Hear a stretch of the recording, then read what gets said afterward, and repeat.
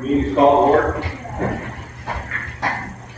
I pledge allegiance to the flag of the United States of America and to the republic for which it stands, one nation, under God, indivisible, with liberty and justice for all. Roll call, please. Trustee Packard? Here. Trustee Bear? Here.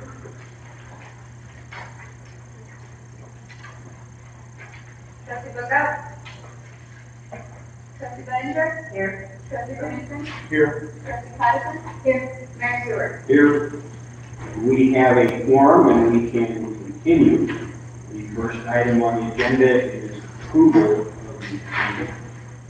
Entertaining a motion to approve the agenda.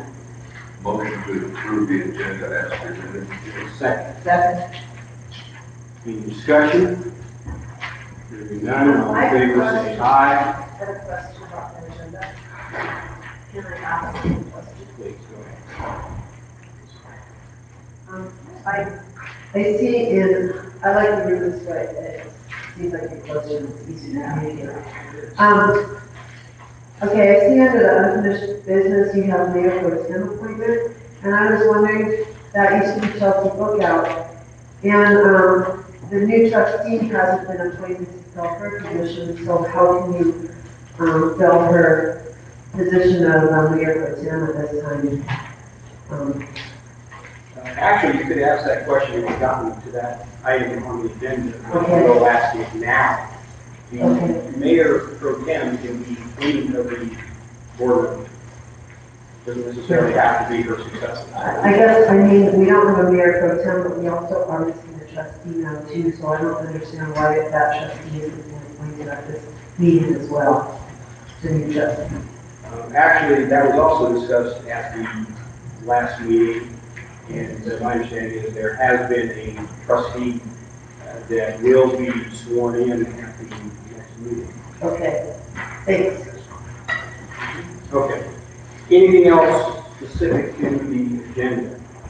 Hearing nothing, all in favor say aye. Any opposed? That motion carries. The next item on the agenda is announcement. You have some sad news. Robert Johnson, who was the former mayor of Paonia, he was mayor from 2002 to 2007, passed away last week. So we definitely want to extend our condolences to the Johnson family. And we want to acknowledge Robert's service to the community. It's my understanding there will be a memorial service at the Seventh-day Adventist Church in Delta on February 29th at 2 p.m. And that is at 762 Meeker Street. It's also my understanding the Memorial Fund has been established. It's called the Robert Johnson Memorial Fund, which will help support Pathfinders, an organization similar to Boy Scouts of America. I don't have specific information about that Memorial Fund. Perhaps we can get that in the future and get that information out. So I'm sad to hear that he was passed. Yes. Wasn't he, didn't a lot of his work have to do with the pedestrian bridge to the high school? That may very well be. I don't know if Ms. Ferguson, you have a better sense of. I have to go ahead and sure. Okay, we will move forward. I have no further announcements. Does anyone else have an announcement? Yes, Mr. President. I just wanted to announce a correction. At the November 18th meeting, I made a motion to add a discussion of the idea of a water board to the agenda for this meeting, the last meeting in January. That did get accidentally left out of the minutes from that meeting, and subsequently was left off of the agenda for this meeting. That is being corrected. It will be corrected in minutes coming. And just to make sure everyone has enough notice, we're putting that on the agenda for the next meeting, first meeting in February. Thank you. Any other announcements by any other board? I'm not hearing any. We will move forward. Next item on the agenda is recognition of visitors and guests. This is the opportunity for visitors and guests to address the board on a matter that is not on the agenda will be allowed no more than 5 minutes. If you wish to speak, you must be recognized by the chair. You come to the podium, state your name and address. If you have anyone that wishes to address the board on a matter that is not on tonight's agenda. Hearing anyone, we will move forward. Next item on the agenda is the consent agenda. We have 2 items on the consent agenda. The NFSIS Learning Council February 1st DJ Kitchen Special Event Liquor License and the Western Slope Conservation Center for the 7th DJ Kitchen Special Event Liquor License. I would entertain a motion to approve the consent agenda. Mr. Mayor, I move that we approve the consent agenda. Have a second. Any discussion from the board? Yeah, Mr. Mayor, 2 things. I noticed that on the application from the Learning Council, they're going till 10 o'clock p.m. We asked people to clear out by 9. And secondly, I was curious about the lack of posting per the letter from our administrator about the lack of posting for PP. I thought I saw their liquor license posted on there, but I mean, Ms. Ferguson, would you like to address those 2 questions? I will. Unfortunately, my microphone's not working. Always something with this system. So the 10 p.m. again covers time for cleanup service and all functions do end at 9 p.m. But the liquor license has to encompass the time it takes to clear out and remove the liquor from the premises as well. And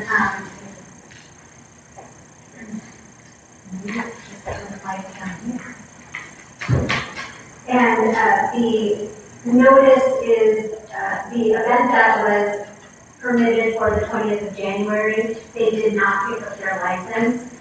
The posting that's required to go up 10 days in advance of the local authority, which is the Board of Trustees review, did go up in time, but it's the actual liquor license itself that we've had some trouble getting that picked up and posted, and so that is what the letter is in reference to.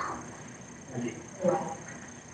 Any other questions or comments regarding the consent agenda? Hearing none, all in favor say aye. Aye. Any opposed, that motion carries. Next item on the agenda, staff reports, the administrative report is first. Just a few things. Want to make the board aware that we are staff is looking into the potential to offer free Wi-Fi, public Wi-fi at Phillips Park. We're still looking into this. We have investigated with our IT department, and it would be no additional cost to the town other than an antenna that would need to go on top of the town building. And we are in conversation with Elevate to see if they would be willing to sponsor that park so that we would be able to offer some Wi-Fi access in town park, similar to what the library offered previously to the community.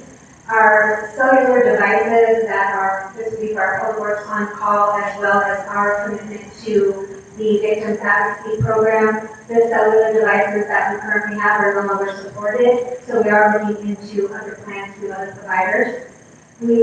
I will be validating the candidate signature petitions tomorrow for the upcoming municipal election in April. We've received 10 packets for trustee and 2 packets for the mayor seat, so we will be having an election. I attended the commissioners meeting at the beginning of the month.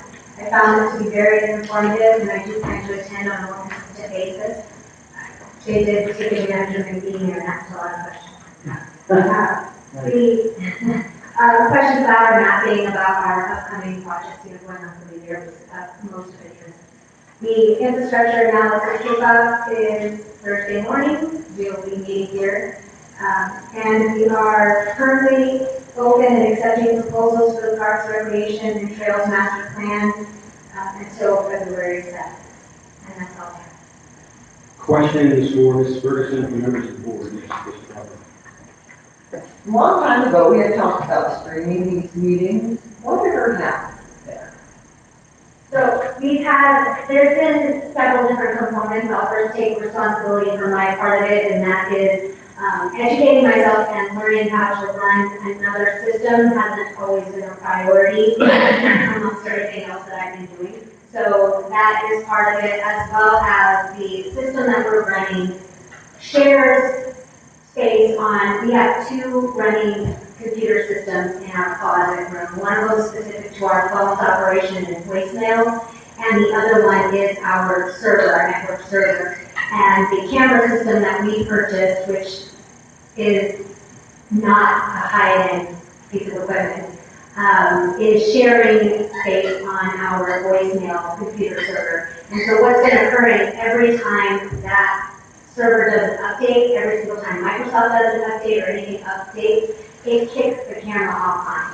And if I don't physically go in and check the camera every day, I'm not aware of it until I go to download something and I see that it's offline and I have to go in, log in, reconnect.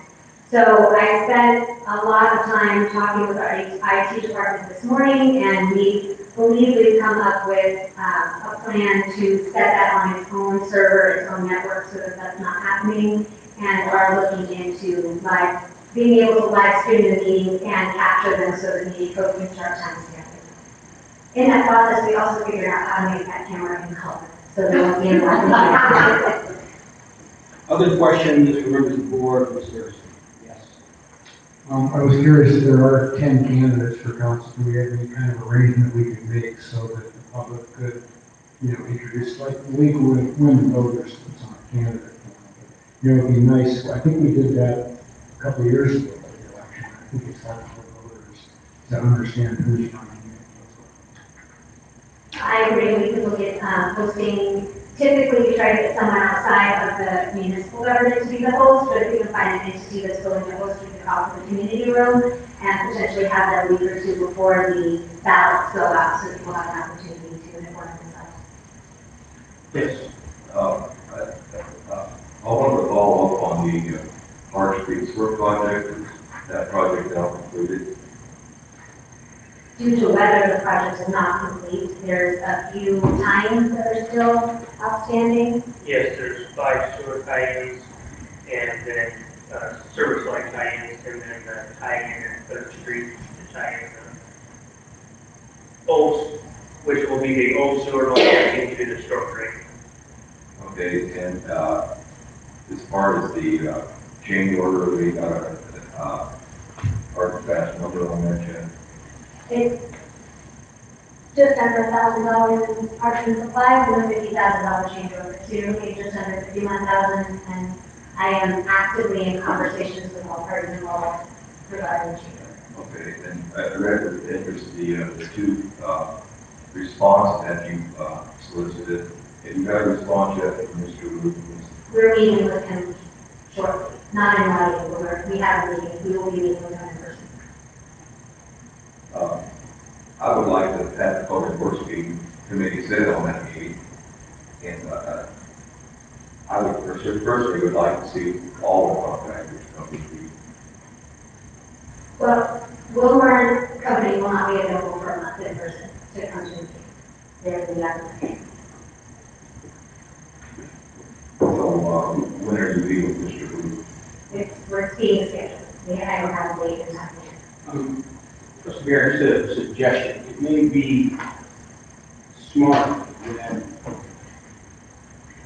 Administrator Ferguson talk to these folks, try to figure out where everyone is at, and then come back to the board. It may be a situation, since it is subject to negotiation, something that would be best addressed in executive session. It might be wise to allow the administrator to continue with her discussions, and we can then determine where she's at.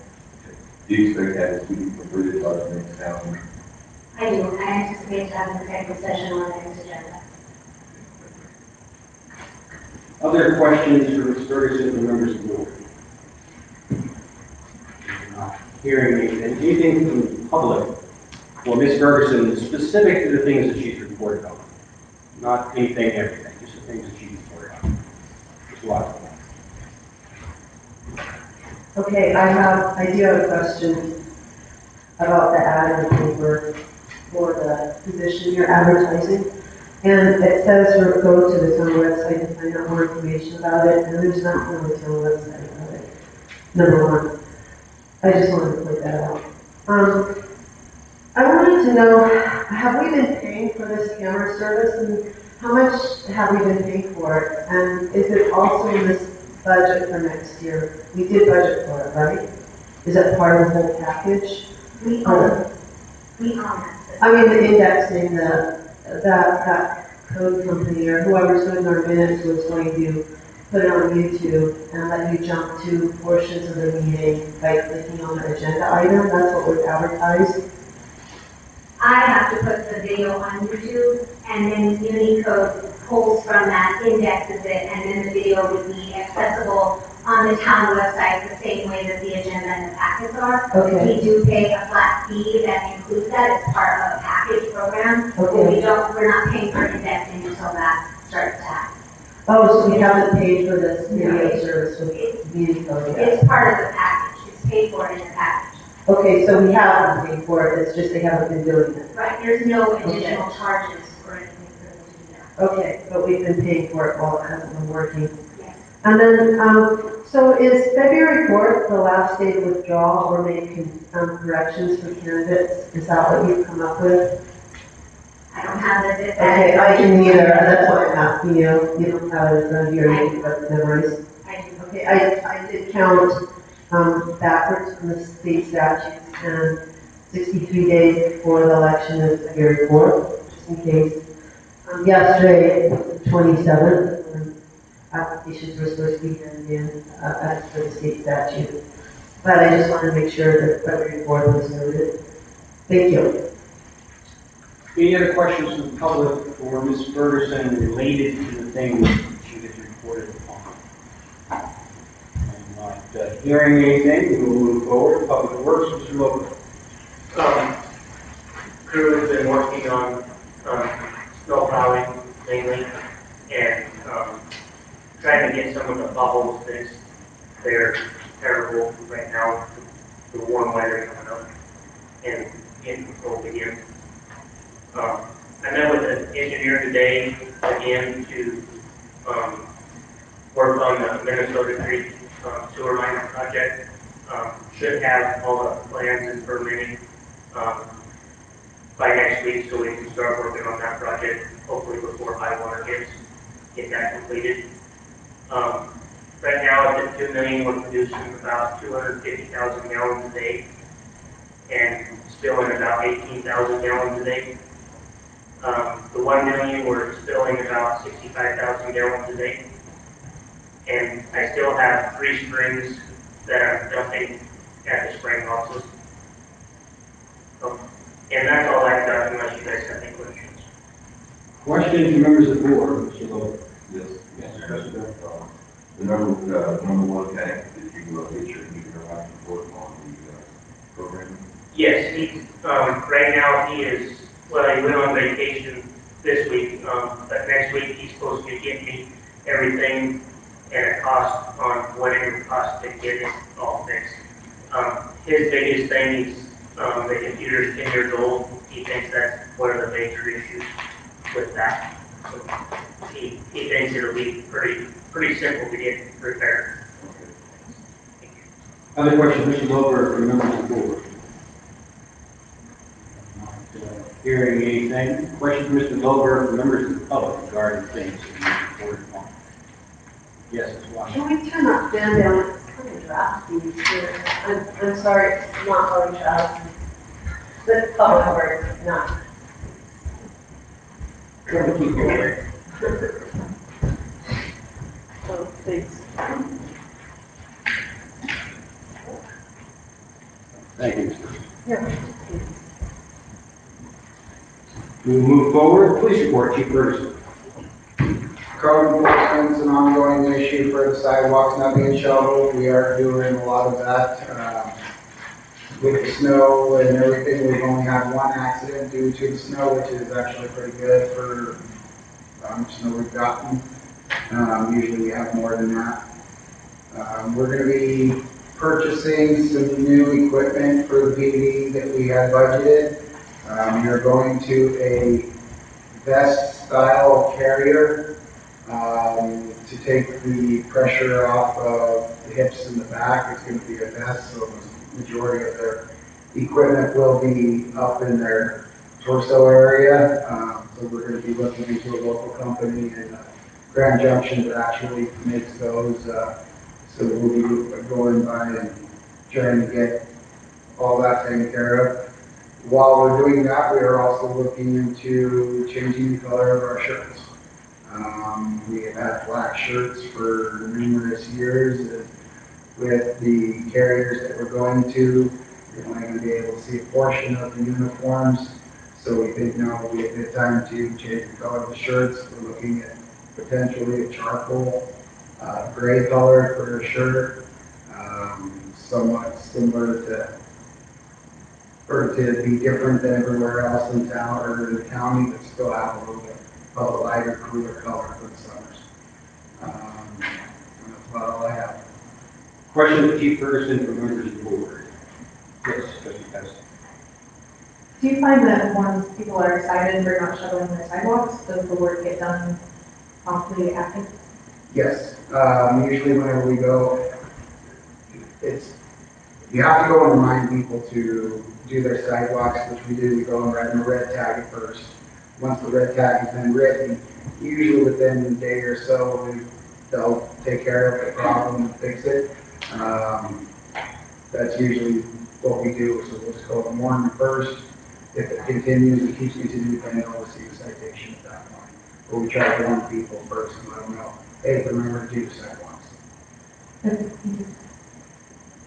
Any other questions to Chief Ferguson? Not hearing anything from the public from Chief Ferguson. Madam Chief Board. Not hearing anything, we will move forward. Treasurer's report, Treasurer King. Thank you, Mr. Mayor. We reviewed payroll and disbursements and recommended trustee approval. And also my report will be discussed in the refinancing. That concludes my report. Any questions for Treasurer King from members of the board? Hearing none. Oh, I'm sorry. Trustee Patterson. Sorry. Any questions from members of the public for Treasurer King? And not hearing anything, we will move forward. The next item on the agenda is disbursements. We're looking at a motion to approve disbursements. Mr. Mayor, I move that we approve payment of accounts payable in the amount of $41,099.37. The transfer to payroll of $19,802.40. Payment of payroll taxes, $7,318.97. Payroll, $19,802.40. And, payroll taxes, and, a credit card of $428.77. Second. Any discussion from the board? Yes, Trustee Bill. Mr. Mayor, this is on the credit card charges. What is the Cedar Point LLC? That is, CDL, CEO, physical. physical. Thank you. Other questions? Yes, Trustee Patterson. There were payments made to Dolphin House Hospice and Partners. Are those donations or the service related? Those are donations that you put, or that were put in the budget. Thank you. Other questions regarding disbursements from members of the board? Hearing none. Questions regarding disbursements? Yes, Mr. Griffin. Thanks. So it's very simple. The Colorado Code, $2,900, what time period is that from?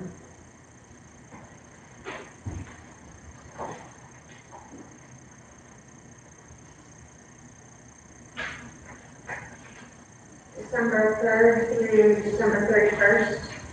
So that's 1 month. Do you have any idea, maybe you don't, maybe you do, what percentage of that comes from fees and what percentage of that the town kicks in?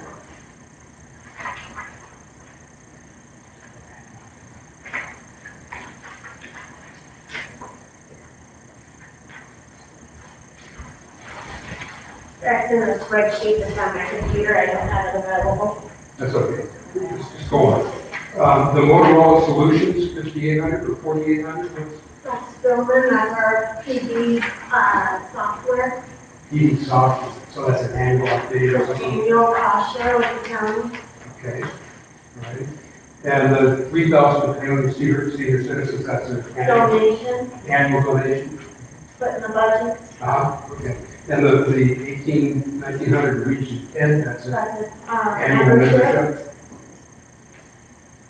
Okay.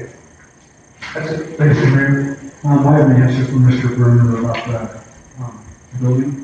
Okay. The building permits came in 2019 at 28,221, and we had to add 23,157 in sales tax revenues to make up the difference. Okay, so that's an annual. Yeah, so we're subsidizing the building thing by about 23,000 a year. Right. Yeah, I think that's your question. It's close enough. Just giving you an idea. Yeah. So it's like a 50-50 split kind of. Other Last year, questions? just FYI, last year included zoning corrections that he helped us with as well, that was not just building related. Thank you, Joe. Any other questions regarding disbursements with members of the public? We have a motion and a second to approve disbursements. All in favor say aye. Any opposed? That motion carries. Next item on the agenda is unfinished business. Mayor Pro Tem appointment. With the resignations trustee Bookout, we need to appoint the Mayor Pro Tem. In the absence of the mayor, from the meeting of the board of trustees during the mayor's absence in town, or his or her inability to act, the mayor pro tem shall perform the mayor's duties. Bottom line is, if something happens to me, then somebody with authority to sign documents, to conduct these meetings, and carry out other necessary business. Reviewing the town code, the mayor pro tem appointment is the board appointment, to be chosen by the board. I have spoken to only one trustee at this particular point in time, and she is willing to serve as mayor pro tem, and that is trustee Bachman. She has been very diligent, she's very bright, and in my opinion, has always been motivated by doing what is in the best interest of the town. She's been on the board for a couple of years. She has also decided to run for mayor. Being mayor pro tem is a good experience to potentially being mayor. So she is my choice, however, it is the board choice. And therefore, I would entertain a motion to appoint a mayor pro tem. Mr. Mayor, I move that we appoint Mary Bachman as the pro tem. Do I have a second on that? Second. Any discussion? Yes. Well, I think it's important to know if anyone else turned in a petition for mayor. We have two. You have two. I guess one concern I have is it almost seems like an endorsement for the mayor, basically. Appoint someone who's running for mayor. That's not my hesitation. One, I don't know if there is anything that's necessarily improper about such an endorsement. Two, it's not truly an endorsement. What it is, it's simply people filling a position that needs to be filled. And I have simply told you personally that I would like to see appointed to that position. And you have a motion on the table, and obviously if someone has someone else they wish to appoint, we sure as heck can address that as well. So we have to be supporting the motion first. Right. Okay, so we have a motion and a second. Any further discussion from members of the board? I'm not hearing anything from the public. Yes, Mr. Watt. I've always thought Bill Barrow was a great mayor pro tem, and he's been on the council a bit longer, and I like his even keeled, personality. Thank you. Well, thank you. Like to consider that. Appreciate you. Does anyone else have any comment they'd like to make on this particular point? Mr. Mayor, Yes. thank you, Suzanne. I don't want to talk. Trustee Bear is also wise. Anyone else have a comment with regard to this particular point? Yes. Well, I did think, as I started the meeting, I made the comment to the mayor that the person that has left might be the person that will be mayor pro tem. So I just want to throw that out there. Okay, anyone else have any comment or question? We've got a motion to appoint trustee Bachman as mayor pro tem. All in favor, say aye. Any opposed? That motion carries. Okay, next item on the agenda is reallocation of approved capital expenditure, removal of mini truck, addition of mobile generator. Basically, the last meeting, Public Works Director Lober requested that the board reallocate $10,000 budget to purchase a mini truck, and purchase of a backup generator. In the packet was a quote for the purchase. I believe it's a 2012 Caterpillar generator. This picture of the generator, I believe, to comparables. Mr. Lober, you wish to address this? Yes, this is, I went through and got all the information on it, and then I went and got, two comparable generators. One's older and one's a little newer, and brought those to you guys to see if it's comparable. I did talk with the electrician. This generator is big enough to run any of our systems that we've got. That was another concern.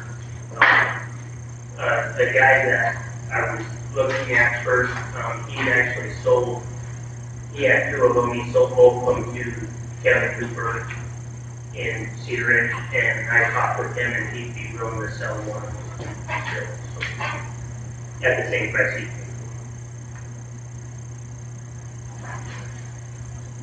And if you guys have any questions. Questions, Mr. Lober, from members of the board? Yes, trustee Bear. Couple of questions. I noticed on the picture that the machine has almost 13,000 hours. Is that the correct picture?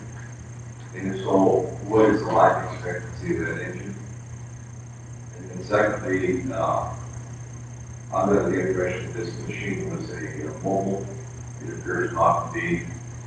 And thirdly, looking into our system, have you made any thought or had any thoughts, made any provisions for looking into the water surplus?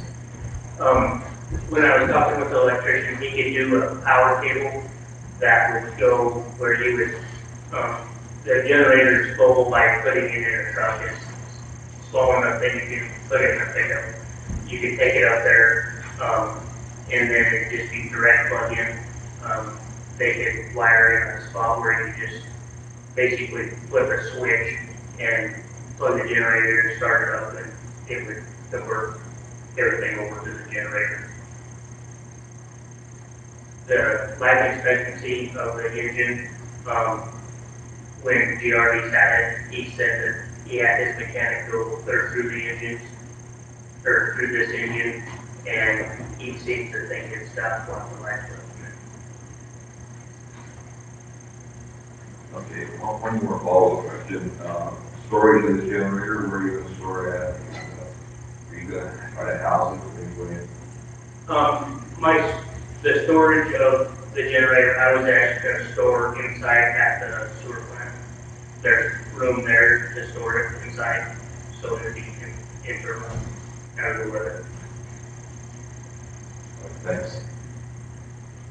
Other questions? Mr. Lober? Mr. I have a couple of questions. Yes, please.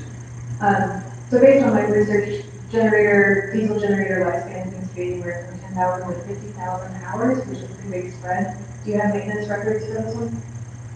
I do not have the maintenance numbers, just what, he already told me and what Kevin told me.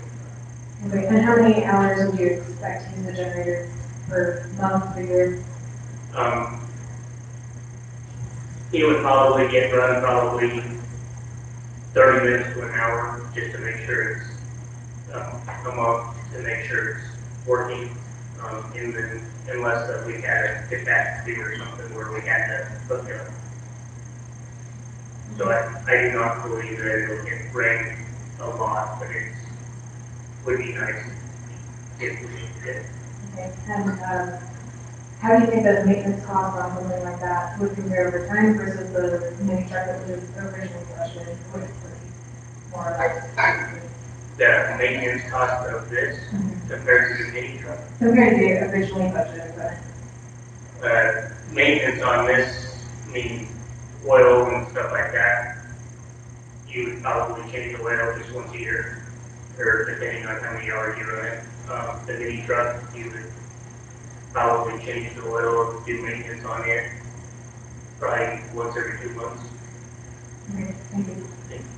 Any other questions from the board before we vote? Hearing anything from the board, let's get a motion on the table.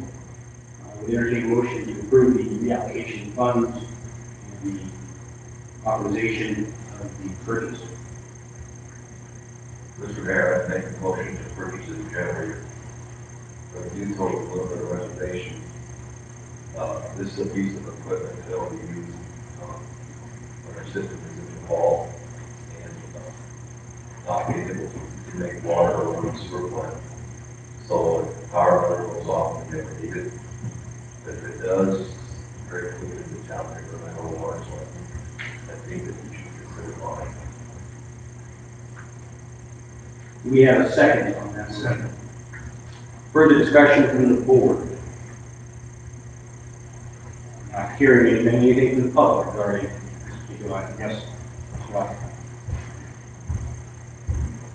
I'm sorry if I missed, this part, but it's a gasoline generator? No, it's a diesel powered generator. Diesel, okay, and so diesel is pretty stable fuel, it can be stored, and it's not like gas that goes off and, okay, thanks. Anything else from the public? Yes.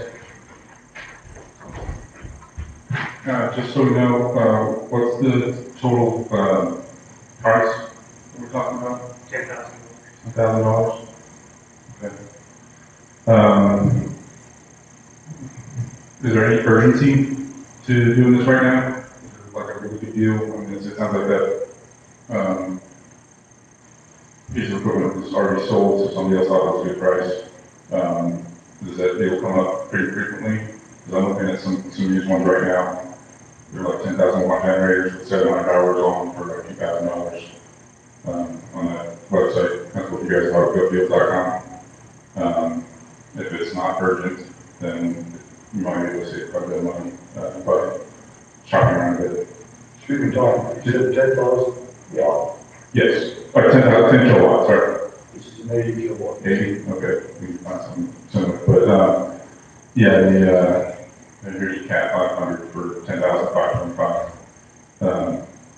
Basically, if you have the time to shop around, make it worth your time. Thanks.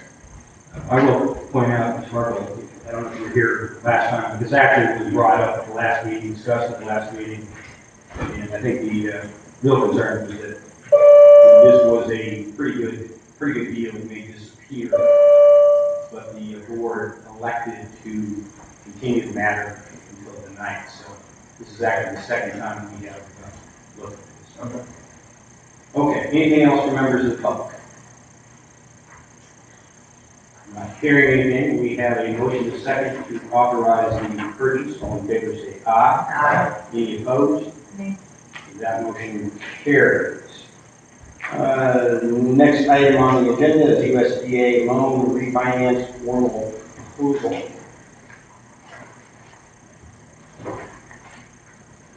The board previously discussed the refinancing of the USDA loan. There's a formal proposal in the packet. Commissioner King, would you like to Yes, address? thank you, Mr. Mayor. I took the opportunity to review the proposal by independent municipal advisor, AMCO Advisors. They are a member of good standing and registered municipal advisor with the Municipal Securities Rules Board, MSRB number K0852. They are also registered with the United States Securities and Exchange Commission, SEC number 8670428, and are in good standing. In reviewing Mr. Hitz's proposal and looking at the fees that would be paid out of the proceeds of the reissuance, $20,000 in municipal advisory fee, $10,000 bond council fee, $1,500 publication fee, $350 pay agent annual fee, and the $300 pay agent one-time set fee, and it's the services provided under the agreement are identified in the service agreement, and subject to the town attorney's review, I would recommend approval of the same agreement to the board of trustees. That concludes my report, Mr. Mayor. Questions of Treasurer King from members of the board? Couple questions. Yes, Trustee Garrett. So, you put the fees at $30,000. What are those fees do? The fees are due and payable on the issuance of the refinance. Okay, so then if we don't get that, we won't get nothing. If the board makes a decision to terminate the agreement, there's a requirement in the service agreement notification, and we would only be required to pay the monthly advertising. We just have to advertise, or to publish the ordinance. Yeah, the advertising fees of the ordinance. Okay, secondly, currently our USDA loans, I believe that's what we're going to replace, are being backed with the payment of the water funds. Correct. Of fees and pursuit. Okay, so that's what stands behind the loan. That's correct. Okay, in bonding, will that be the same guarantee mechanism, or will we look at different guarantees? No, but still be the revenue on the fees. And if you look at the analysis, this payment, this refinancing, we reduce our fees 27 years, and save potentially $356,000. Out of that, with the proceeds, we would pay these fees to municipal advisors.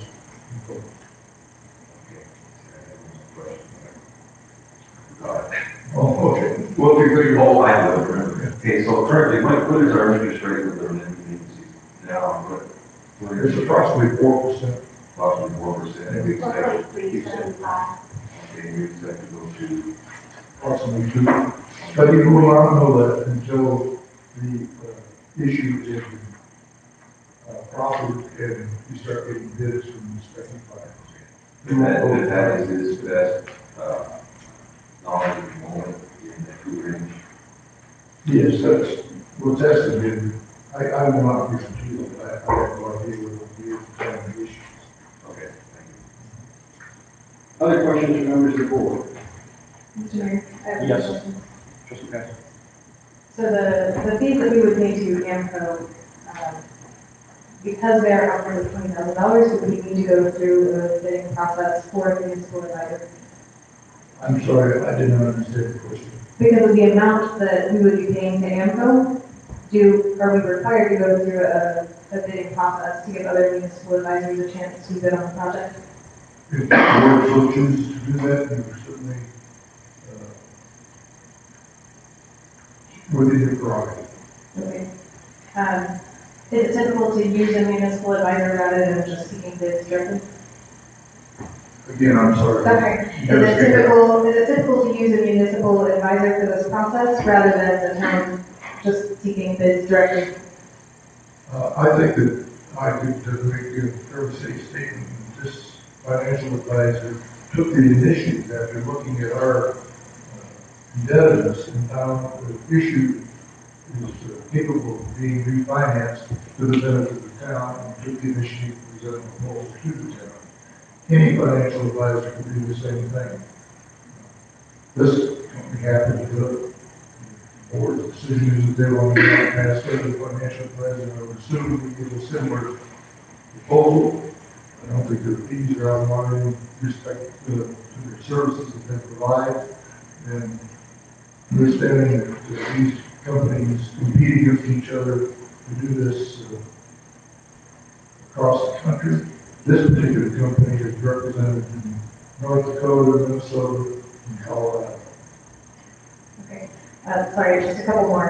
Based on the contract, the fees would be paid to AMCO when the town accepts the bid. And my understanding is that's prior to our actual realized savings, which would be over the life of the loan. So how would we budget to pay that $30,000 to AMCO? That comes out of the proceeds of the refinancing. Other questions for Treasurer King? I have one question, just in terms of the interest rates. Our current interest rate is 4.375.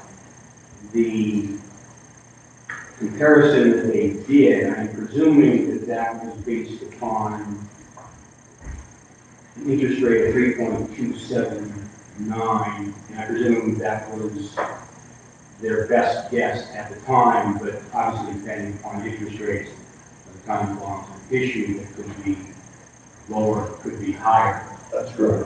But the savings over the life of the loan would be approximately $356,000, and that's based upon 3.279 interest rate. Other questions? One of the things you indicated that they had indicated that they would be willing to come here if we so desired, so that we could ask questions if necessary. Is that? Excuse me, Mr. Mayor, I confirm that with Ms. Jones, and that is not a commitment. We can request them to come, but we have not done so with you. Okay. They were not available for this meeting, and they were willing to do it by phone, but we don't have that ability at this time. Okay. Other questions from members of the board? Anything from the public at this point in time? Yes, Mr. Watson. I seem to remember, wasn't there a refinance that happened last year too? And, what loan was that on? Was it the same USDA All loan? the same thing we're still talking about. Oh, so it never went through last year, It's kind of like street light. okay. Not really, but, okay, Magnitudes. yeah, okay, thanks. Any other questions, comments from members of the public? I'm not hearing anything. Does the board wish to put a motion on the table to authorize the town to enter into? I believe there's actually two agreements with the AMCO advisors. Is that correct? That's correct. And I'd like to add the caveat, subject to the review of the town attorney, making a recommendation to the mayor and administrator. So there's two ways we can do this. We could approve it subject to review, or we could simply send the town attorney to look at and report back. Either, I think, would be a viable solution. Mr. Mayor, this is the first time I've gone through something like this on behalf of the town, and I have an N of one, and I'd like to have an N of one. I'd like to see 2 or 3 possibilities that we can choose from. I just want to be really prudent with the way we spend our money. I'm not sure that another advisor might have lower fees or more access to a better interest rate, so I'd like to see other bids, not just one. So we'll make a motion to that effect, that we ask for at least 2 more bids from other competing agencies that could shed light on what the competition is. Do we have a second on that motion? Mr. Mayor, I'll second that, just for the sake of discussion. Well, we've got a motion on the table, let's see if we've got a second. Well, on that to request two additional bids.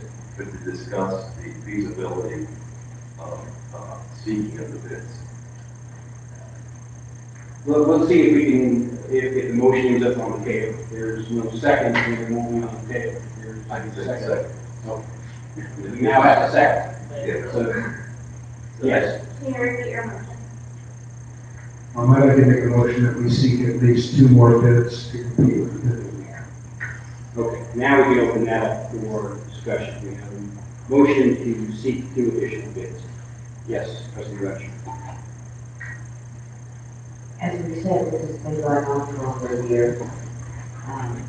This company approached us, has a presentation or possibility, and I think they have the market pretty much sewed up in this area. They just did Olathe, I understand, and a couple other towns around. I just would like to see us get on with it. Any other questions, comments from members of the board on this motion? Yeah, Mr. Mayor. Yes. Basically, there's a professional organization that includes about 60 different members that do the same thing. I'm not saying we have to put out an RFP, but at least letting other agencies know that we're looking for something like this and see what comes up. I don't see that there's an urgency that we have to do this in the next 2 weeks. Any other questions or comments from members of the board? I'd like to hear from Mr. King his thoughts on seeking additional bids.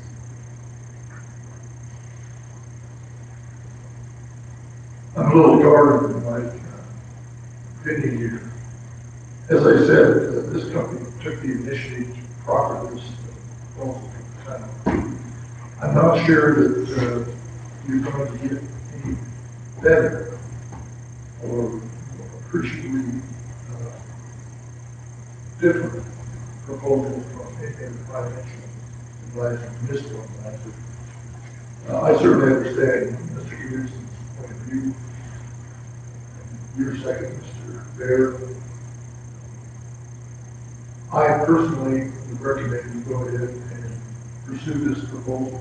And I also understand that the board's decision is to pursue additional bids, that's your prerogative. I do think about that it's going to place financial, I'm not paid for it specifically. And it would be up to Ms. Jones to solicit other funds and find out information. I know the demands on her timeline. I suggest that you don't keep that in consideration. That's my comment. One more comment. The amount of savings between now and May 1st of 2021 is $802. There's almost $300,000 saved in the year 2045, 2046, and 2047. So most of these savings don't really hit the town until way late in the end of this. So that's why I understand why there's such a huge rush. Any other questions, comments from members of the board? Yes, Trustee Patterson. If there are other nearby communities who have also used AMCO, would it be helpful to get some feedback from them about their experience? I was asked to confirm this firm's relationship with other entities, and I did so. They all were satisfied with the services provided. There were no objections to the results of their refinancing. As I said, currently they have 3 other Colorado municipalities that are seeking refinancing. I'm sorry, I did write down the names of the communities. I could look up online and get back to you, but you know who they are. I'm not personally familiar with the lady. I didn't talk to them. I did have 2 other contacts and clients, and they were all satisfied. Service provided. And to the point about backing loaded, those 3 years are the years that we wouldn't have any debt payment. Sure. All the other savings are spread over the so many years, the issue is constantly. Other questions, comments from the board? Yes, Ms. Jones? In addition, they have set it up that way so that our payments remain technically or comparatively the same, so that the savings is at the end, so that you're paying it off faster. And then, so the savings is still the savings, it's just that you're paying, they have it showing that it's at the end of the year. Retirement or Because we're retiring early rather than spreading out the payments. That is an option, but that's probably not in the town's best interest. Other questions or comments from the board?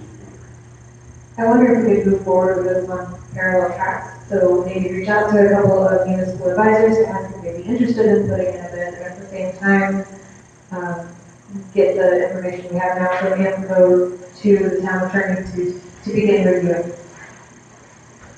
Let's deal, first with the motion that's on the table, unless Mr. Aaron or something specific you want to say about it. Yes, I mean, I'm happy to take a look at that with respect to parallel tracks, but I would hate to kind of repeat the work in terms of doing it for this lender and then another proposal goes along and it's a totally new package. So just a heads up, you know. Once I just want to make a comment, knowing that we have this proposal on the table and it's under review by the town attorney, I don't think you're going to find any firm that would be interested in coming and granting that. It's just not a very big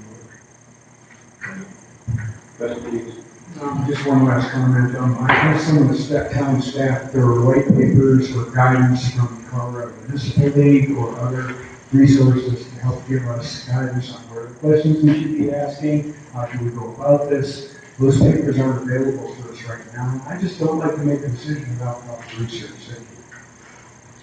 Okay, anything from the public specific to the motion to seek 2 additional bids? Ms. Jones, you have something you wish to add? I just wanted to put in the reminder that I have an audit coming up, so my focus is going to be on the audit. That's what. Anything from the public regarding the spending motion? Not hearing anything, do we have a motion and a second to seek 2 additional bids? All in favor, say aye. Aye. Those opposed? Nay. We failed, we need roll call. Yeah. Trustee Becker? Nay. Trustee Barrett? Okay. Trustee Booker? Trustee Budinger? Nay. Trustee Henderson? Aye. Trustee Tyson? Aye. Okay, that motion does fail. Okay, we are back to the agreements themselves. Anyone wish to make a motion authorizing town to proceed to agreements? Mr. Mayor, I move that we send this agreement to the town attorney for review.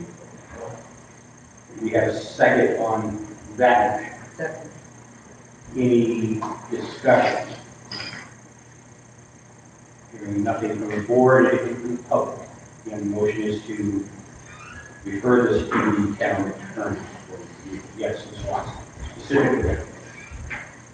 Yeah, so after the attorney reviews it, and does the board get another chance to look at it, to see what interest rate, end up with, and all that kind of stuff? Well, there's a couple of things. One, if what we do is simply go ahead and direct the town attorney to review it, we will have to come back to the board after that review, if someone makes some other additional motion. As far as the interest rates are a best projection, because the interest rate would not be set until there's actually a bond issue, which would be down the road. And that is one thing we need to be conscious of, is that the savings comes from the reduction in interest rates. I don't know what the market is going to do, but we do need to be somewhat. I think it's gonna be okay until the election. They're not gonna see any wild fluctuations before the election. So So you're safe for a few months. We're gonna put it in Bitcoin. Okay, well, we have a motion to defer the agreements to the town attorney for review. Yes.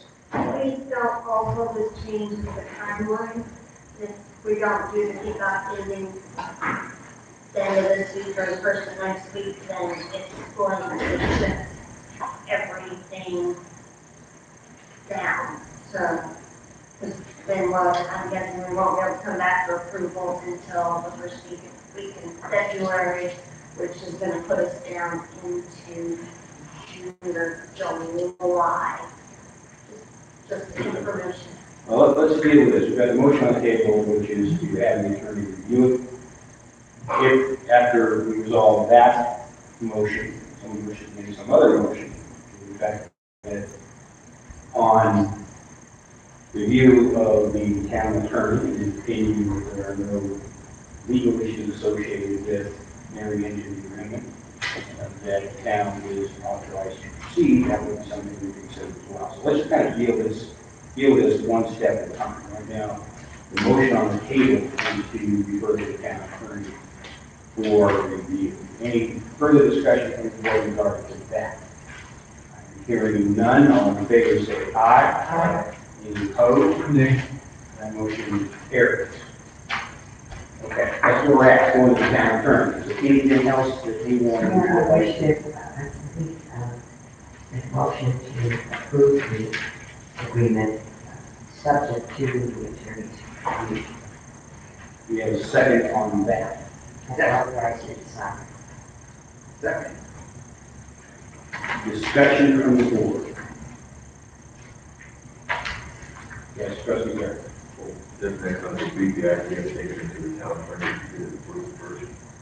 No, I think I don't think necessarily does, because obviously Mr. Nerlin comes back and says, hey, I see a major issue or a problem with this agreement, then it's coming back to the board. Or Mr. Nerlin says, no, I don't see a legal issue with the agreement. Okay, he sees no legal issue with the agreement. Do we proceed with the agreement? Do we proceed before we meet again? Yeah, I believe that is the nature of the motion, basically to have the town attorney review the agreement. If it is approved by the town attorney, then the town will go forward and that will be authorized to sign it. That's what I understand the motion, correct? Okay. Yes, Mr. Nerlin, please chime in. Probably the earliest that I'll be able to issue an opinion would be the 6th or the 7th. So I don't know what that puts you guys. If that is, your timeline, the municipal advisor will have to adjust his timeline. Ask the board to reference the timeline that's been provided by the municipal advisor, and those dates would just have to be moved based on this is based on the assumption this would be approved tonight and be executed so we can move forward. But if it doesn't meet the board's approval, they're going to have to change their timeline. And you're going to see it again when they draft the ordinance that's going to come before the board, like the probably second meeting in February. Please correct me if I'm wrong, but what I'm understanding, what folks are saying here tonight, is that there are a number of things that will have to happen. One of those is an ordinance authorizing the town to refinance and have a new bond issue. And the board can reconsider that at any of those junctures. It was my understanding that the advisory fees, they are only paid if in fact there is a refinance and new bonds are issued. Is that accurate? That's correct. So as of April 28th, when they bring the bids, when they've gotten their bids and they bring that in, and we pick one of those bids, at that point, that's when the fees go into. We can call it off right then. So when they bring the bids in and we don't like them, we're gonna say, no, thank you, and we're done. The only cost at that point is the publishing of the ordinance. Okay, I guess the question is this, if Mr. Nerlin is unable to look at this at the 6th or 7th, our next meeting is the 8th, is that correct? The 11th. 11th? Okay, so we could. So I'm just thinking that the opinion probably would just be in the board packet in terms of delivering it to the trustees. Right. And so in terms of their time frame, they were talking about what, the 8th being the, They're going to have a kickoff the week of, 3/7, They were shooting for Friday, this Friday. okay.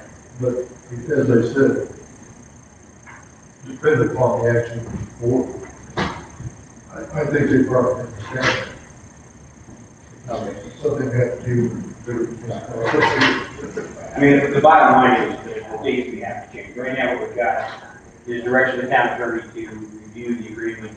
The motion is on the table right now is to approve the agreement, authorize, we sign the agreement subject to the town attorney's review. So that's where we're at. Any discussion on that would allow us to move forward as soon as Mr. Nerlin has reviewed it and finds it acceptable. Anything further from the board in regard to that motion? Yes, trustee Zerber. Well, he's not going to have an opinion until 3 or 4 days before meeting again, so. That is a very good But my first motion was to send it to the town attorney for review, whenever we vote on that. Yes, we did. Okay. Now then the second motion to do the parallel track. Well, the motion now is just simply to authorize the town to go forward with the agreement, we sign the agreement subject to Mr. Nerlin's review. So basically, Mr. Nerlin would review it, he comes back and says, I see no legal issue with this agreement. If the board votes in the affirmative on this motion, then I would be authorized to sign the agreement and we would move forward with the agreement. So that's what's on the table right now. And specifically come back to the board. Any other questions or comments from members of the board? I'm not hearing anything from the public in regard to this particular motion. Yes, trustee Pettis. Mr. Mayor, I just wanted to comment that it sounds like we'll need to move the timeline a little bit either way. So I think it would be prudent to bring Mr. Nerlin's opinion of response back to the board before moving forward. I think that's a valid point. You're saving me a handful of days. Any other questions or comments from members of the board? Anything from the public in regard to this particular motion on the table? I'm not hearing anything, or do you understand what's on the table? No, I don't. Okay. You've already agreed to send it to the town attorney. The question now is, upon his review, subject to his review, shall the town proceed with these agreements? The motion is to authorize me to sign them without coming back to the board. So he reviews it, sends it back to me, I sign it without coming back to the board. So a yes vote would come back to the board, no vote, it will. So if we vote against the motion, we'll come back to the board in our meeting on the 11th. Right, with the town, with an opinion tomorrow. That's correct. Okay, does everyone understand? Okay. No, thank you. All in favor say aye. Any opposed? Nay. Okay, that motion fails. It will come back forward at the next meeting. Okay. Next item on the agenda is the SIPA website. My understanding the town is investigating and intending to move to an SIPA website. I looked up what SIPA stands for, State Internet Portal Authority. My understanding is the state-run internet portal. I don't know if Mr. Bolt's been working on this. Would you like to discuss it, or Ms. Ferguson, who wishes to Right, give it a whirl. Okay. Use both. Well, this one's not gonna work. So through the public input process and just from a couple of phone calls with residents, it's become pretty clear that our website is pretty difficult to navigate, and that makes it really difficult not only for residents but also employees. I know my way to navigate the website is to Google whatever I'm looking for, town of Paonia. And so communicating with Corinne and other staff and seeing if this is a possibility, I contacted SIPA, spoke with one of the representatives, and it was first on my radar as a grant opportunity. And so I called saying, can we get funds for this? And they said, we do it for free. And so really the only cost would be for the town is for an employee to transfer documents from the existing site to the new site. And during that time where that's happening, the new site would not be active and the current site would still be up and running. So there wouldn't be any kind of transition period. And she said it usually takes someone 8 hours or so to transfer everything over. And since we're on Community Code, she said that makes it a lot easier. And so she said, going forward, just to let her know what the town wants to do after the rest of the board, and we can get that process started. And so they supply training, they just updated their design to make it more user-friendly. And that's a big thing in this day and age is not only user-friendly for staff, but being able to navigate it as a resident and get where you need to go to get the information you need. And it also saves staff a lot of time through phone calls, everything's right there for residents.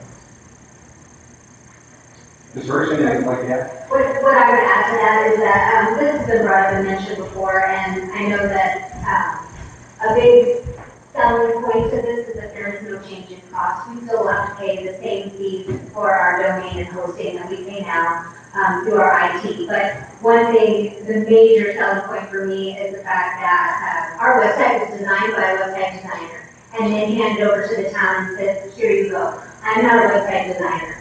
And the town of Paonia, of course, does not have the budgetary ability to have a website designer on staff or an IT person that's on staff as a regular employee. So anytime that we have to do any kind of major updates or add anything substantially new to the website, it's exactly, for us, the same thing that the public's doing. I have to Google it and watch YouTube videos to learn how to do this. And with SIPA, we may need to update our EGE, which is our eligible governmental agreement. We have one with SIPA. I need to check how long ago that one was updated. We may need to update it. But SIPA then provides at no cost the support that the town would need, staff would need if we had any questions or needs any assistance in updating or adding to the website beyond the initial design. And that is not something that we currently have unless we pay somebody to come in and do that.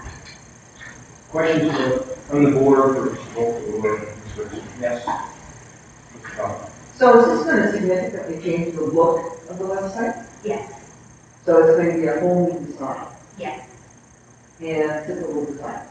They have a standard format. Oh. If you look up, Crawford right now has the old. They have Design 7, Design 8 is SIPA's website currently.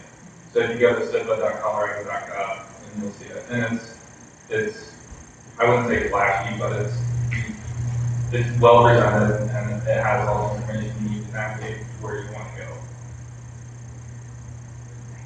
Okay. Other questions from the board? My understanding is we will go from .com to the .gov, is that correct? That is correct. It will not change our email addresses, and our .com website will just continue to direct to the .gov for an extended period of time. Because from my understanding, I don't know exactly how long that would, they would do it post it both, but that is correct. We would go to a .co.gov. Any other questions, comments from members of the board? Hearing anything? Questions, comments from members of the public in regard to this?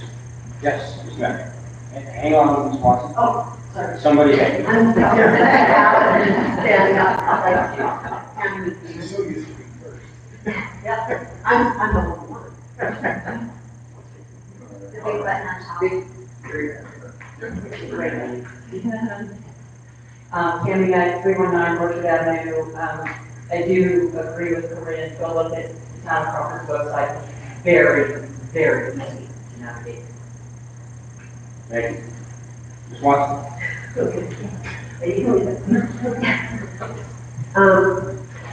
Yeah, there are a lot of government entities that use SIPA. I think it's really nice to have that standardization. When people go to a government website, it's a little bit easier to navigate if they're familiar with other websites. And I don't know, there are other features about SIPA that you probably don't even know about yet. But when I was investigating, and I know the online payment thing was something we looked at. I don't know if they use different software, but they supported that too. So I'm not really current on it anymore, but there are a lot of advantages to going with SIPA. And a lot of it is just the standardization. The meat and potatoes, having a website that you can get the darn information, that's the most important thing. Get that line of communication going a little bit more smoothly. And of course, it's never going to be it always needs to be updated. You can have a SIPA website, but if you ignore things and don't update things, it's not going to be very user friendly. So it is something that you do also need to keep on top of. But I think it would be a great move to do that. Thanks.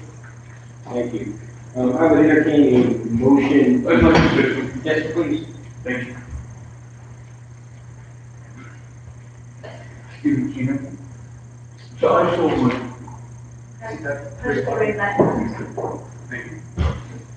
I sold my first webpage in 1996, and was working for an internet service provider in Miami.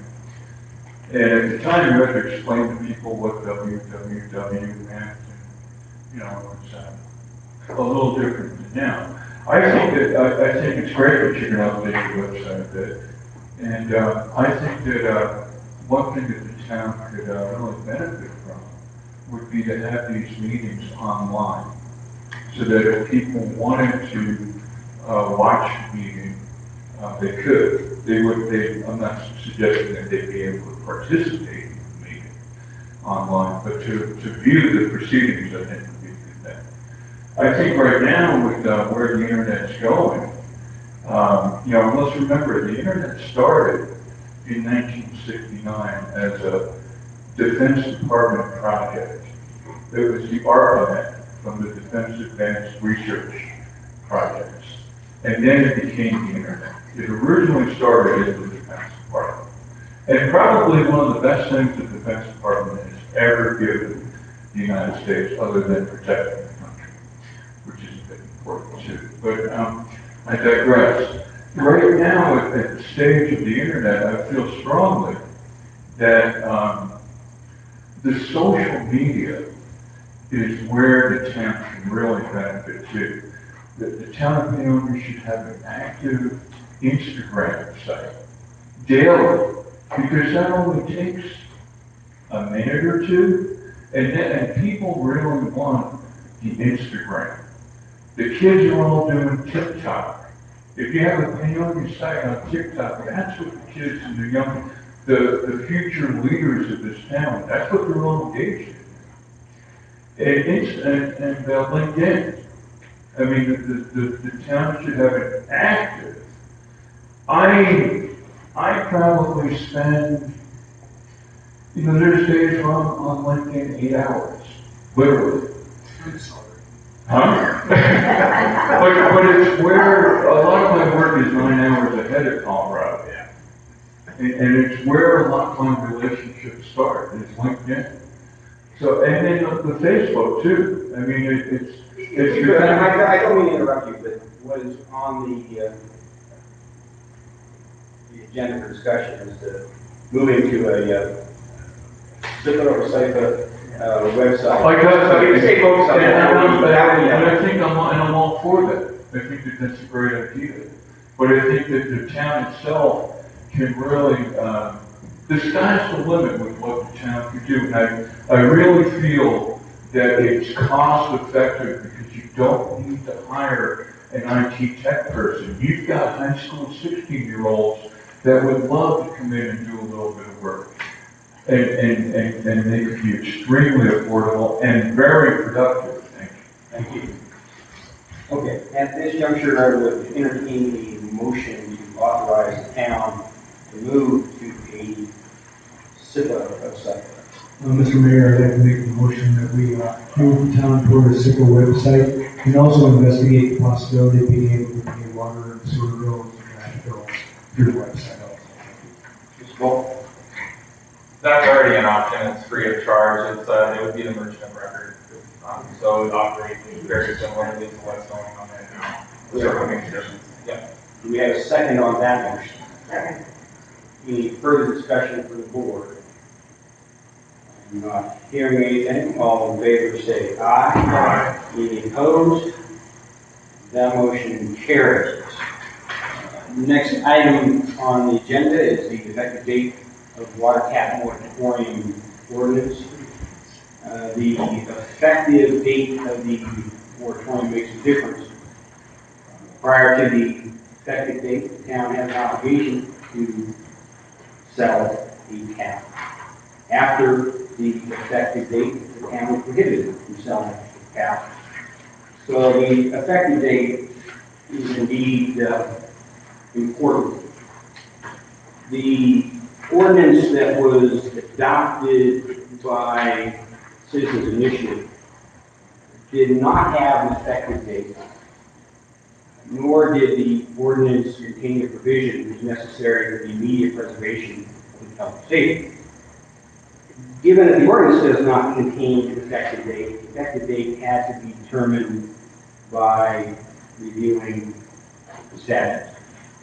That is a legal question that had to be answered by the town attorney. And with that, Mr. Nerlin, I will hand it over to you. Thank you, Mr. Mayor. There's a memo that our office put together that's in the file. In essence, the effective, or the moratorium took effect yesterday. That's based on a culmination of several factors. One was the certification of the election results, which was complete January 16th of 2020. Subsequent to that, there's a contest period where somebody can contest the period of the election results. That expired, as I recall, on January 29th, 2020. And then in addition to that, there's the need to publish the ordinance. The ordinance will be published tomorrow. As I understand it, in DCI, a copy of the ordinance is included in the packet. And then in speaking with the town clerk, it's my understanding that it takes 24 to 48 hours to process the sale of the water tap. So based on those factors, it's our conclusion that the effective date was yesterday, the 27th. In conjunction with that, I would note that it's my understanding that one municipal water tap is sold from January 7th to January 27th. Questions for Mr. Nerlin from members of the board? I'm hearing nothing. Members of the public wish to address this particular issue. Right? Yeah, well, I'm glad that there's this is being, I'm glad this is being discussed now.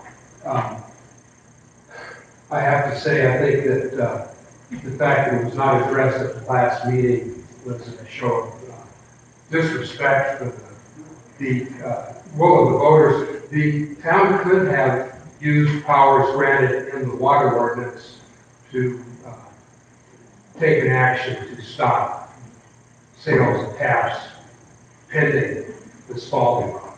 I appreciate Mr. Nerlin's opinion on this stuff. The attorney that wrote it is of the opinion that it goes into effect when it's voted on. So the opinions vary. Legal opinions basically serve the client.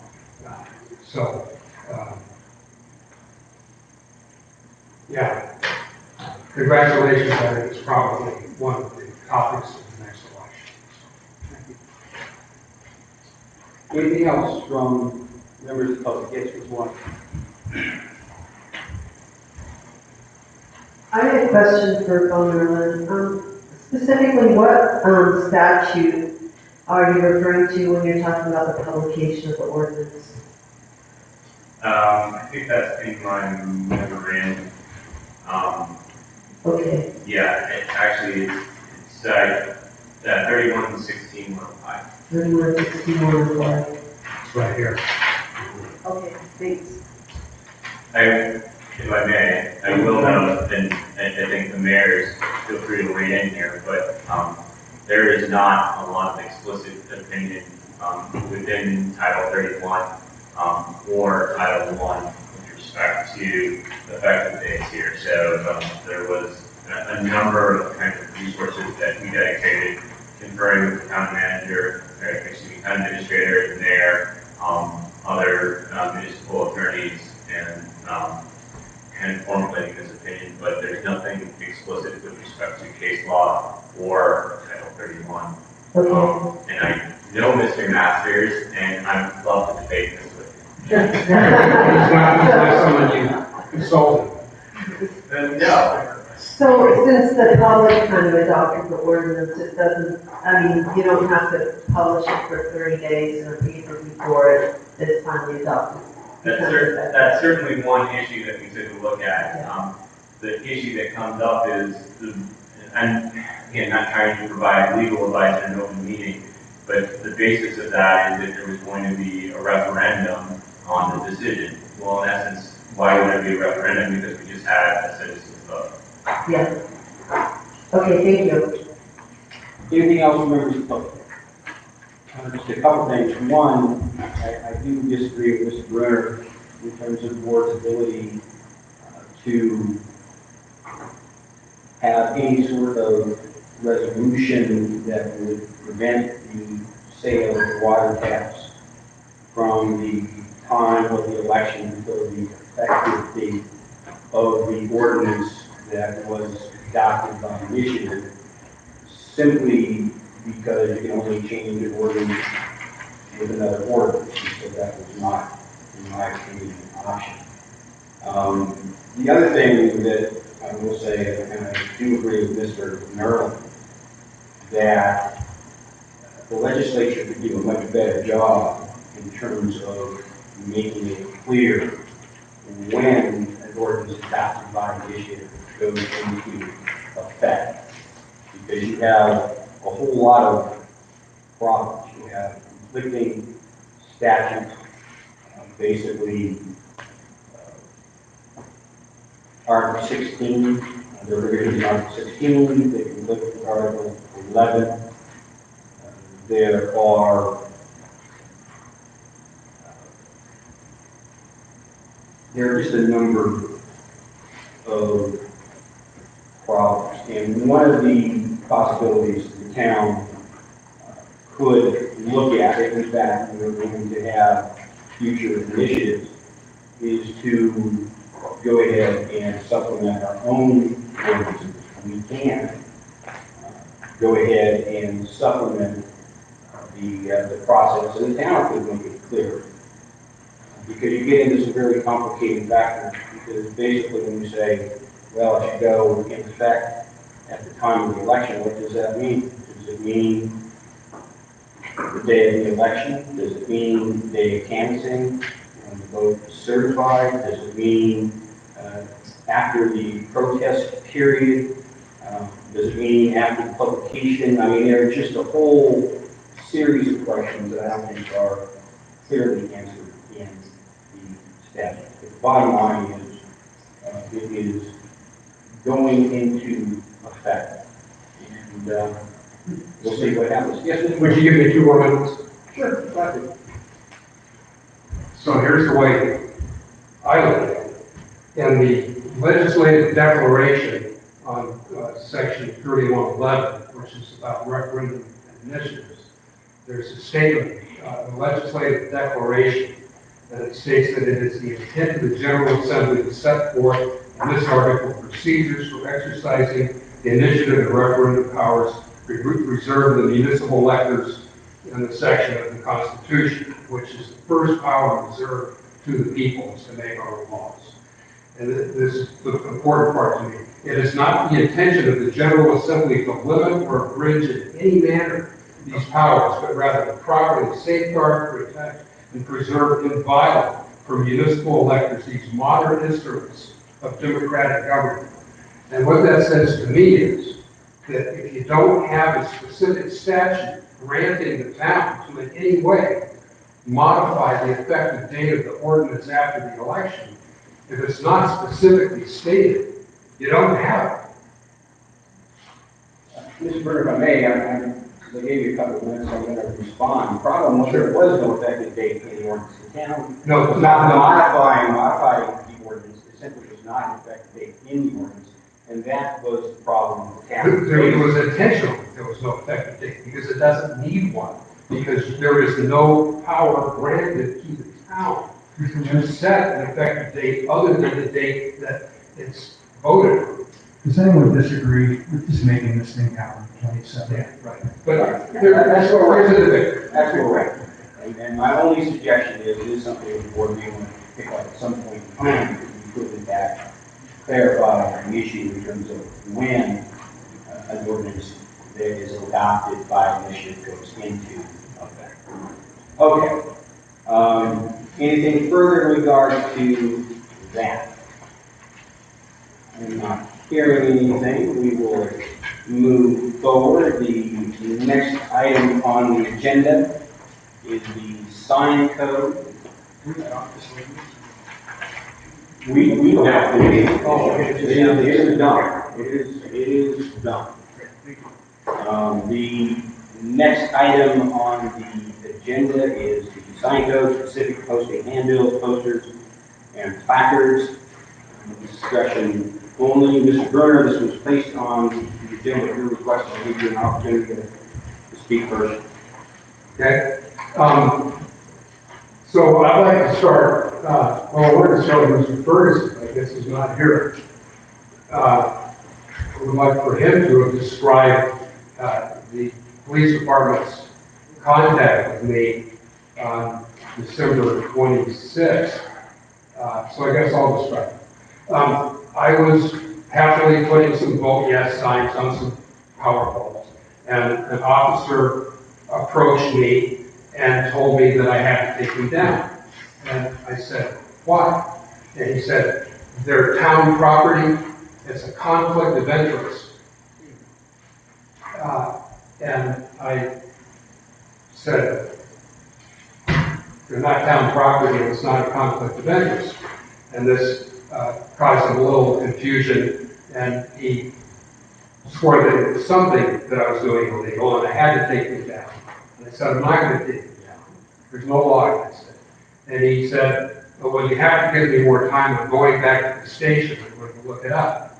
So I waited an hour and a half. I didn't hear from him, so I went down to the town hall there, and I had to knock on the door because the town hall was closed. And he came out. We went and we looked through the town ordinances on the computer there, and he tried a couple of other things. So I said, no, it doesn't apply. He said, you have to give me more time.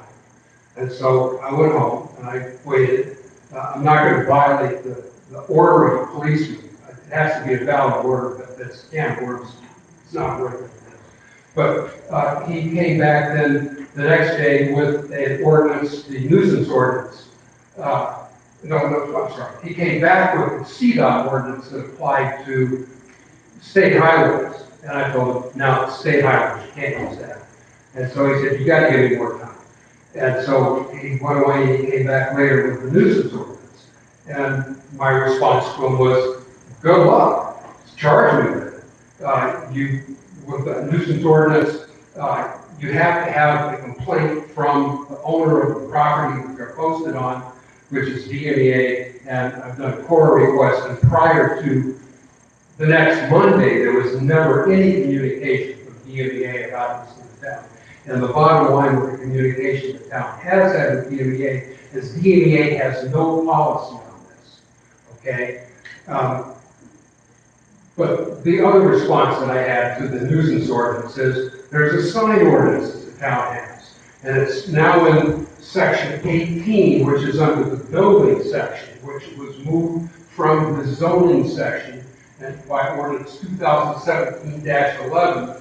And in that ordinance, there is a very explicit statement of ordinance effect, and it says, existing ordinances or parts of ordinances covering the same matters as embraced in this ordinance are hereby repealed, and any all ordinance or any parts in conflict with this are repealed. So the sign code is very specific. It defines signs as any written depiction that advertises anything. It's clearly signs that we're putting up. They're clearly exempt under the sign ordinance as temporary signs for use in an election. So next, Mr. Nerlin got a call from my attorney and came back with the opinion that he's sure that the town has a way to prevent me from doing this, but in the interest of free speech, they're going to allow me to continue. Okay, so to me that says the town's got an ordinance against free speech, but for some reason I'm going to be allowed to continue with it. So all of this, I think, is pretty bizarre, particularly given the fact that I don't think anybody has ever been approached for putting signs on telephone poles until I was doing an election that was universally opposed by this board. Okay? In fact, I would put forward that many people on this board have made extensive use of town telephone poles to get elected. And the thing that there's going to be, there's been a lot of people who have their pictures on telephone poles for elections. And other people have helped them do it. But in any case, the next argument is going to be the franchise agreement with DMEA doesn't allow this. And it's like I said, DMEA does not have a policy on this. And I don't think that their manager is going to set the policy. It's going to be a board decision. And the thing that it's going to turn on is electioneering for a town election, a town purpose, because the DMEA franchise allows the town to use the power poles for town purposes. You can't tell me that a piece of copy paper with a couple of office staples on a telephone pole is an engineering challenge to those poles. It is not. Okay, so is electioneering for a town election a town purpose? I put it to you that it is, and the town has no ordinance to prevent it. You could come up with one, but you don't have one now. So I'm asking this board, I know it says discussion only, my request was for a motion from the board. And I don't think I still ask for that either acknowledges that there's no ordinance preventing what I was doing, or give me the citation and let's have a judge sort it out. I really ask you to do one of those two things. Okay. Thank you. Sure. We don't have a police officer here, nor do we have Chief Ferguson. Ms. Ferguson, perhaps you can provide the public with your understanding of the events that led to this particular situation. I do have some information that was provided to me from the officer. I would prefer to defer to the police department to address any police communication. I will add my opinion as far as this situation, and that is, one, I can attest firmly that other people have been contacted about posting on telephone poles or in public right-of-way.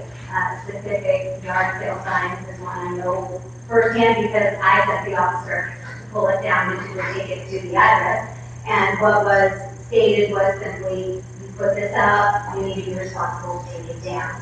As far as contact with DMEA, the information that was provided to me from Mr. Geiger with DMEA is that DMEA does not permit putting things on their signs, or on their poles. Could they provide me with a specific policy in writing at the time that I requested it? No, they did not.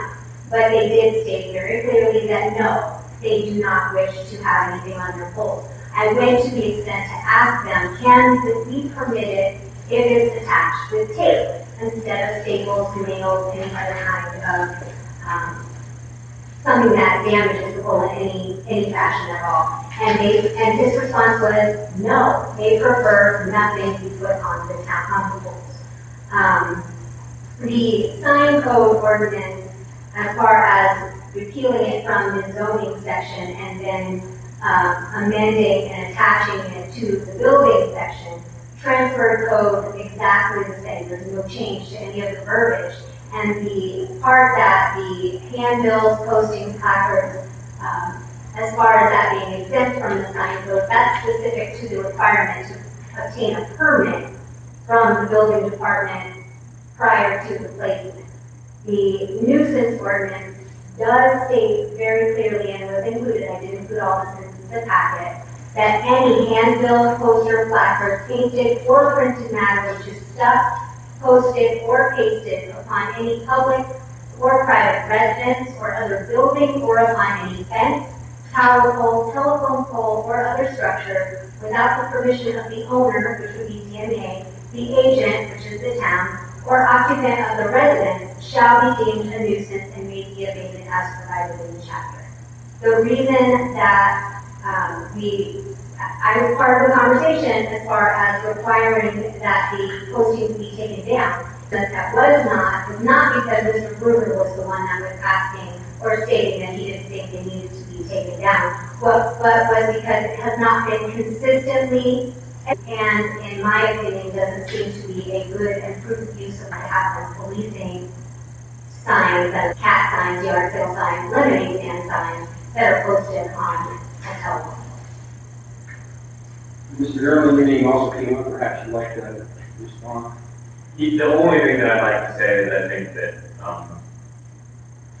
the mechanism in which, the way that I responded to Mr. Bruner was not, hey, we're looking for something to charge you with here, but rather cited his other attorney to the nuisance provision in the code and indicated that after conferring with the police department, it's not a provision that's typically enforced with respect to other postings, missing cats, yard sales, whatever it might be, and therefore we came to the conclusion that in order to protect Mr. Bruner's free speech, and in addition to that, not allow for an argument to be made by him that he's being specifically discriminated against, there would not be any enforcement of the nuisance provision with respect to these postings.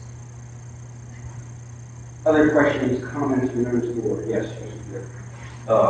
In the section 18-6-40 exemptions, it says political signs or temporary use during elections. Where does that fit? That's specific to the requirement to obtain a permit, which has a $75 fee associated with it for a sign. There could be other interpretations. The way I read it is that those signs are exempt from the sign ordinance, all the requirements of the sign ordinance. And it's right there in black and white, they're exempt from this section. And as far as the repealer applying not to the nuisance ordinance, I don't get it. It says that all other ordinances or portions of ordinances dealing with signs are hereby repealed. Mr. Bruner, as you understand, that repeal, all it did was move where those ordinances are in the code. That's all it did. That's it. I don't believe that's. That's exactly what the ordinance is about. Now, if I can, I'm going to try to simplify this a bit, because I don't think it's terribly complex. We have the building code lays out requirements for signs, so signs are large signs, business-related signs, all that. There's a lot of requirements associated with that. That's really not what this is even about. Just simply, we have a nuisance ordinance that says that any handbill, poster, placard, painted, or printed matter, which is stuck, posted, or pasted upon any public or private residence, other building, upon any fence, tower pole, telephone pole, or other structure without the permission of the owner, agent, or occupant of the residence shall be deemed a nuisance and may be abated. That was not taken down. And obviously, the point of this is so that people don't stick handbills, posters, and placards all over other people's property and all over public property. That's all it's about. Now, the practical reality is, as a town, been running around enforcing this, taking these down, when someone has a lost cat and sticks that on a piece of public property. No. And so the reality was this town going to enforce it against you, especially when the speech that was involved was political speech? And the answer is no. That's all this is. So how does this apply to the next person doing Well, this? you know, that is one reason why we actually put it on the agenda. We've got an election coming. And part of what we have to deal with is that DMEA is indeed a separate entity. It's not a public entity, it's a private entity. The polls belong to DMEA. And DMEA has every right to say, we don't want anything posted on our polls. And I think we should acknowledge that fact, and I would hope that candidates would acknowledge that fact and not post on our polls. And are we going to enforce that? No, it's up to DMEA to enforce that if they wish to do so. But they are private property, and we shouldn't be posting on DMEA power polls. We shouldn't be posting on people's private property unless they agree. And based on this, you shouldn't be posting on public property unless the town consents. And that's kind of where we're at. And I guess the question would be, is that where we want to stay in terms of our view? We've got an ordinance that is in effect, and that's what it says. And it makes sense. The people ought to be posting on private property with the permission of whoever the owner is of that property, and not posting on other people's property without their consent, or for that matter, posting on public property unless this town decides it wants to do something different and wishes to amend the nuisance. So what I'm hearing you say is that there's no change, it's not resolved. I don't think there's a problem. I think we just said we have an ordinance that makes perfect sense. So the next person that was an electioneering poster on a telephone pole, what happened? I mean, ultimately, what's going to happen is the town administrator is going to have to make a decision in terms of how much time and energy she wants to spend trying to address that issue. And quite frankly, I don't think it's probably, my sense is that the town's not going to spend a whole lot of time addressing that particular issue because it's a pretty low priority. Mr. Mayor? Yes. If I could, I'd like to make a motion. Please. I'd like to move that we amend section 18640 regarding exemptions to the signs article to state explicitly that the exemptions apply only to the permit and fee sections of that article. The issue has nothing to do with that provision of the code. I don't know if you understand that. The issue has to do with the nuisance ordinance, which is separate ordinance. I do understand that. I believe that Mr. Bruner brought up that section of the code regarding exemptions and suggested that it was not clear, and I agree that it's a little vague. And so I would move that we amend that to make it more specific. That would require an ordinance.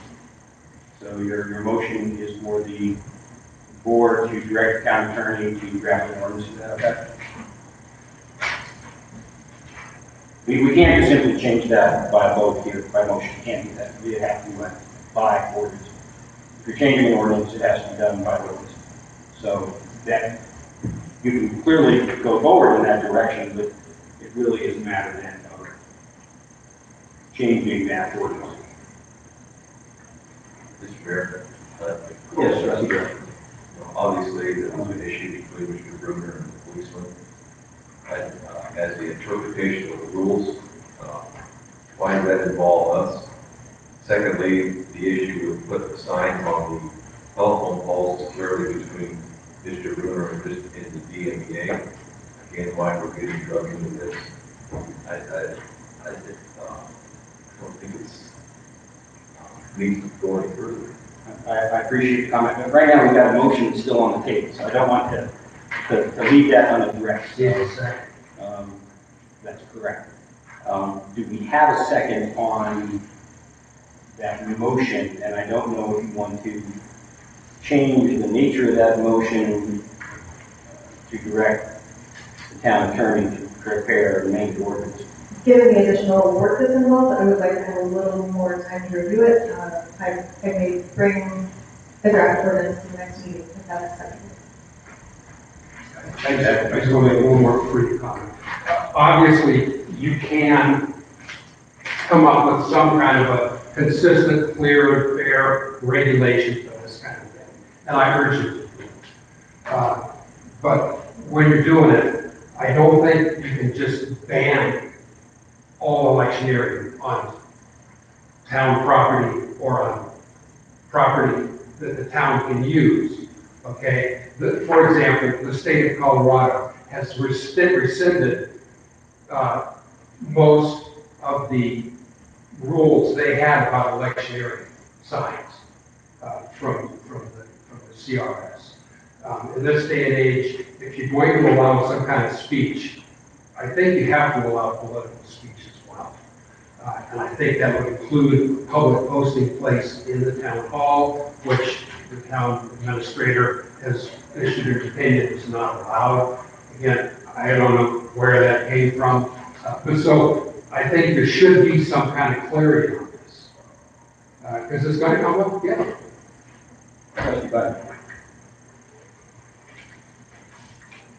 I was guilty of posting all over the town on every telephone pole I was buying when I ran, because I didn't know anything about running for office. And there's going to be 10 of us who are running for office, and we do need some guidelines. It was a citizen who telephoned me and told me I was not allowed to do that. And I got the signs that I bought the wire things with the sign that had on that you post in people's yards, and I got permission from those people to put them in their yards. And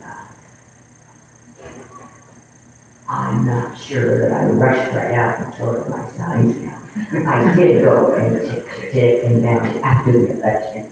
They've already gone. I mean, and that's one of the things that a good ordinance would have, is it would have a time period before and after the election. It would say that you have to have an attribution on the sign for who's put it up there, and that they need to take them down, otherwise you're littering.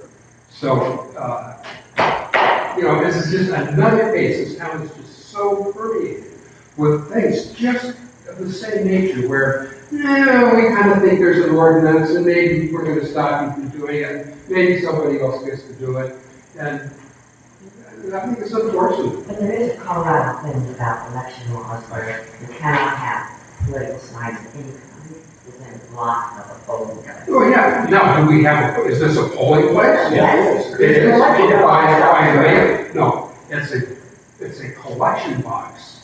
It's no longer a polling place. A polling place is kind of like, a vital record. I mean, we do mail elections.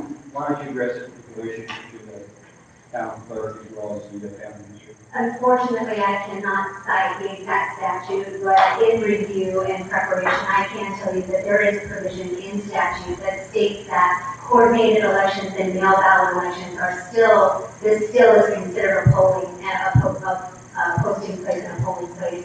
It's the reason why Wilson County provides us the sign that goes up in the window that says you can't post within. Right. So the other part of that state law is on election day, isn't it? Wilson County requires that we post that as soon as the ballots go out in the mail, because that is when you then start to vote. They start voting in the day that they show up in the post office box. So that is an agreement that we have with Wilson County as well. An agreement you have to.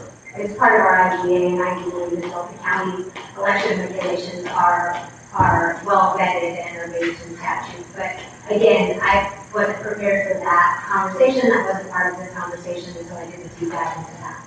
Well, it's interesting. Still, I think there needs to be some clarity.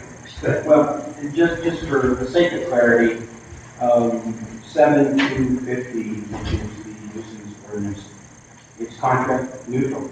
You know, at the bottom line, it's contract neutral.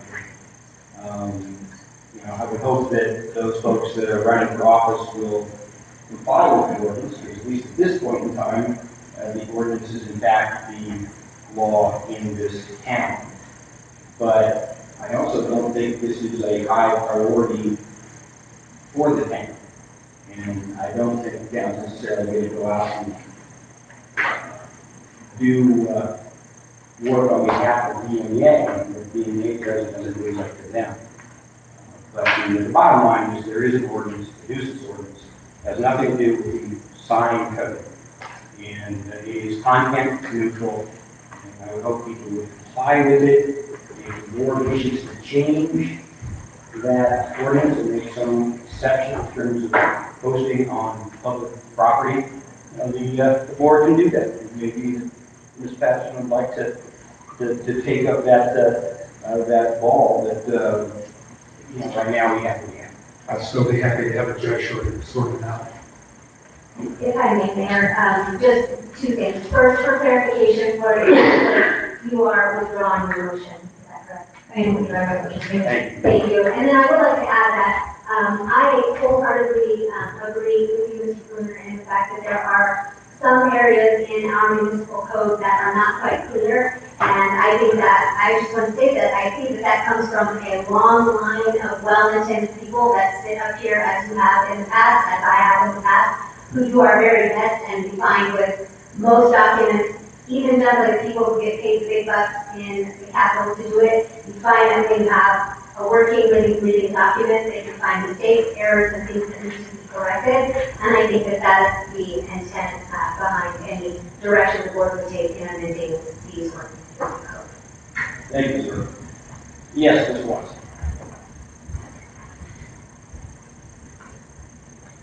I've never heard of political signs being charged sign fees. That sounds pretty absurd to me. Can anybody tell me of one city or a town in America that would do something like that? You don't.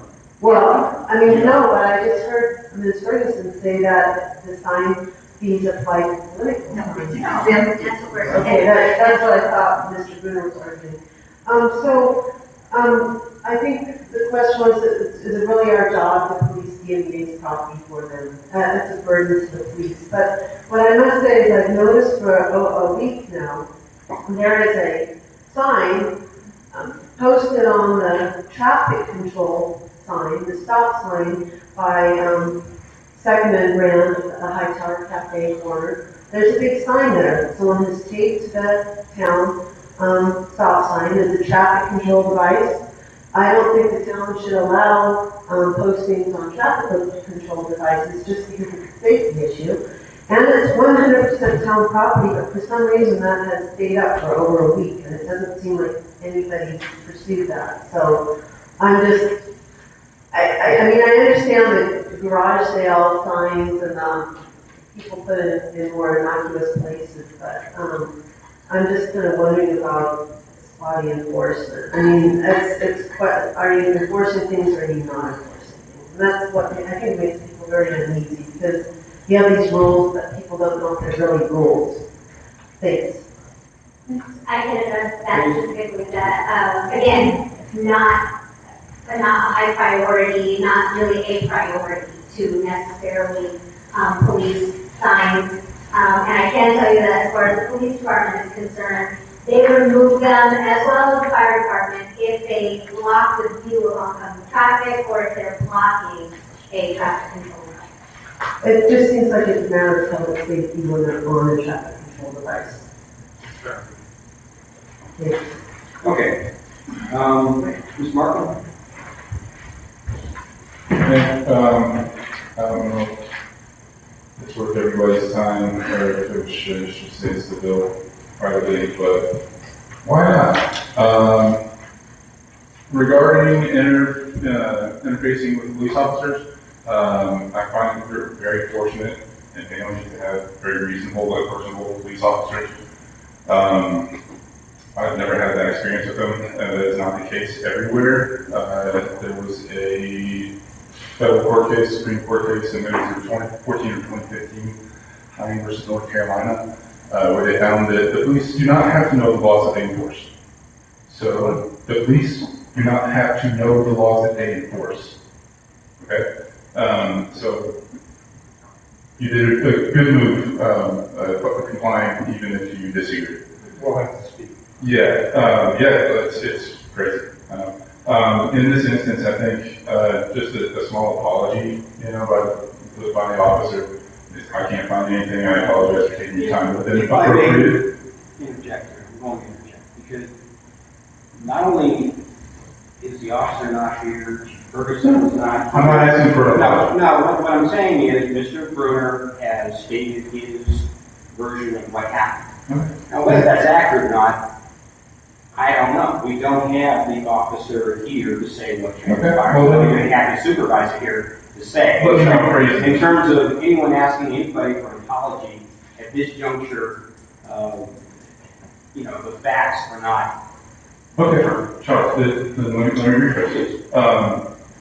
If events proceeded according to Mr. Bruner's telling them, an apology may have been nice. But the solution to the problem would be for DMEA to put post-note bills on their poles, and we could all just go to bed. Thank you.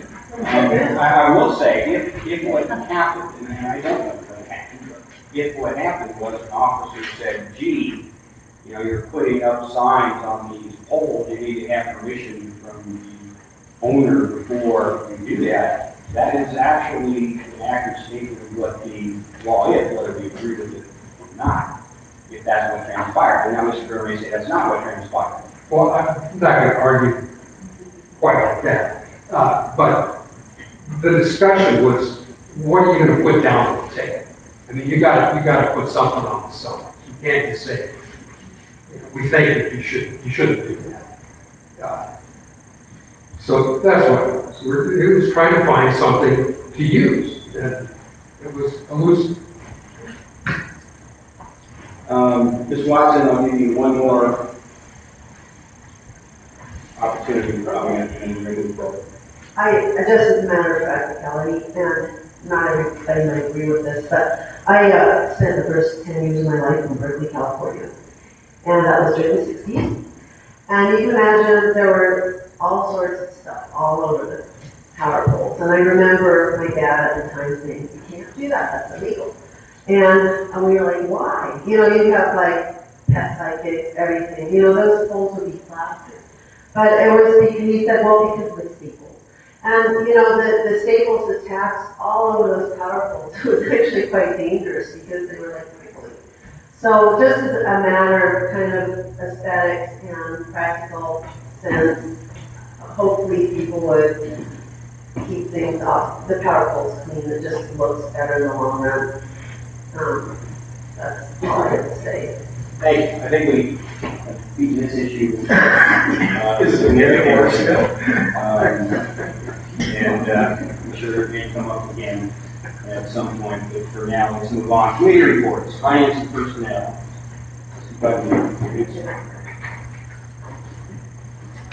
Just so the public knows, I just joined that committee, and I'm really impressed with the diligence of the treasurer, finance director, and my co-trustee. Each time before this meeting, we go over piece by piece each one of the disbursements. So when, like, Karen makes a motion, we looked at every single one, and then tomorrow morning, we'll be meeting to actually look at the invoices and sign checks. So it's pretty thorough as far as checks and balances, and I appreciate the work of our treasurer and our finance director and my co-trustee. That's thank you. Anything else? Trustee Bunch, anything from you? We'll move forward. Public utilities facilities, Trustee Barrett. Wow. Mr. Barrett, Public Works Committee has not met the town since the last meeting. And hopefully, prior to the next meeting. Anything we should add, anything to, over? No, just that we will be meeting with contractors on Thursday morning for the initial. Governor Harris, Public Safety, Chief Patterson.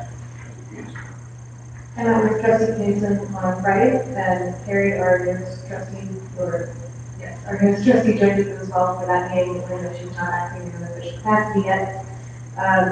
We discussed government affairs topics from the last year, reviewed the status of building code updates, which I understand are going to be reviewed by planning and zoning on February 27th. There is an RFP for a permanent judge for municipal court that will go out in February. And other outstanding areas for review by the committee include building inspection income versus expenses, short-term rentals and affordable housing, review of our code of conduct and rules of procedure for meetings, and regulation of food trucks. So with all of that potentially on our agenda, it would be helpful to know the priorities of the board as a whole to make best use of committee time. Yes, I guess the question would be how we might want to do that. One option would be for Governor Barrett to just put together a list that you just went through, and perhaps get that to the town administrator, who could then get it out to individual board members. And folks can take a look and decide might be the most important to them. And perhaps even have an agenda item where we basically decide as a board what the priority should be. Really kind of to government affairs, if you'd like to try to handle that one. Okay. And that's what we're looking to potentially a tree board. Nothing to report, and Space to Create. Yeah. We have met and are re-energized. This year we are going to move ahead with our housing portion of our program. And what we're going to start doing is looking at available town properties and to see if there's anything that could possibly build on. Anything else? So we need question. Mr. Burke, please come forward.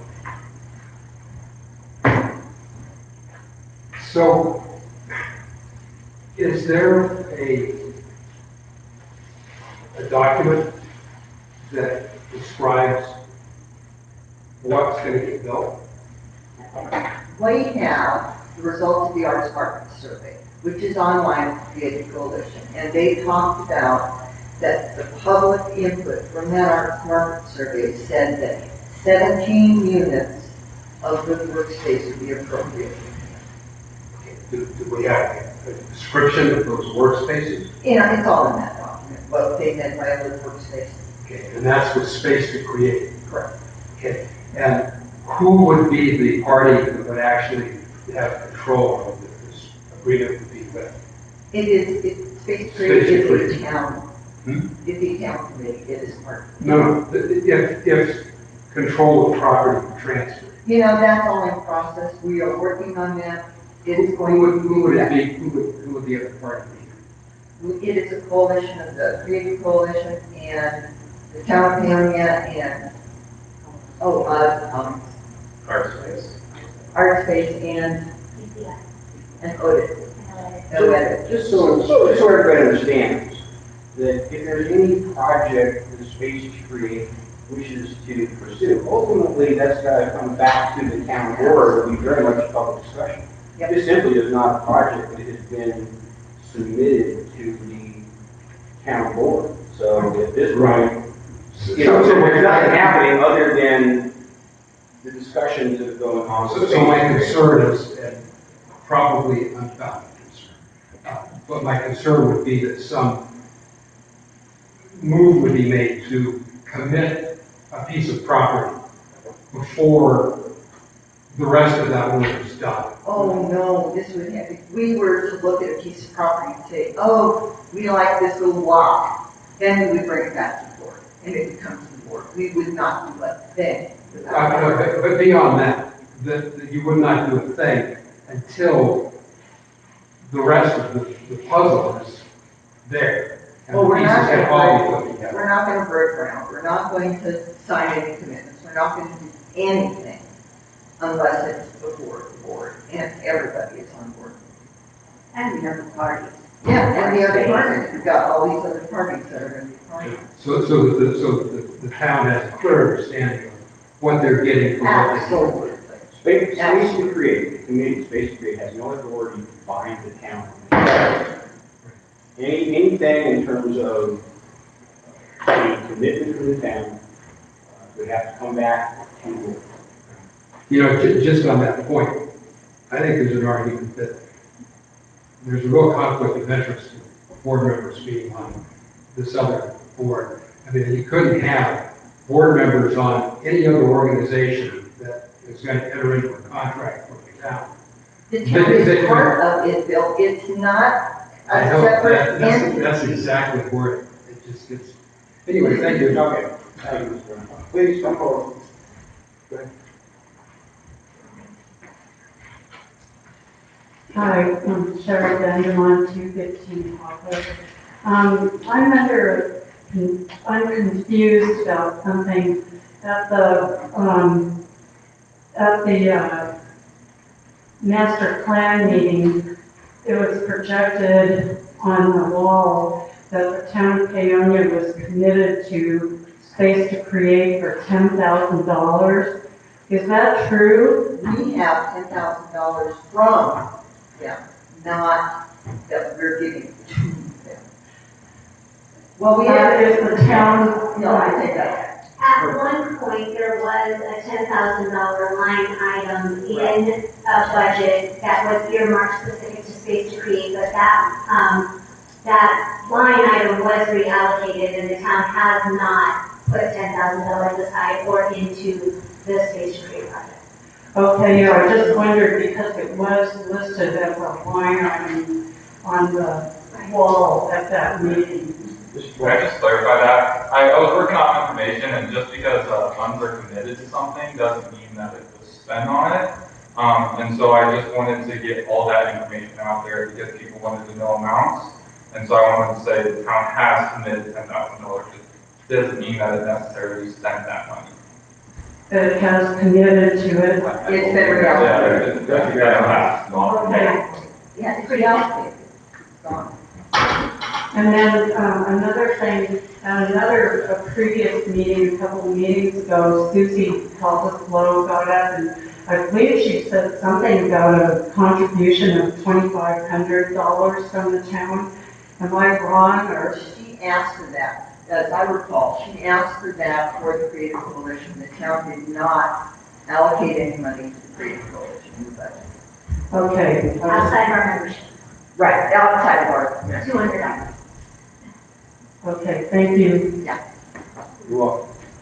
Anything else before we entertain a motion? I would definitely entertain a motion to adjourn. We have to see what's over there. We already done the tree board. Yeah, the tree board brings something to report. Okay. We have a motion to adjourn. I believe we have a second somewhere. All in favor say aye. Aye. Any opposed? That motion carries. Thank you, folks. And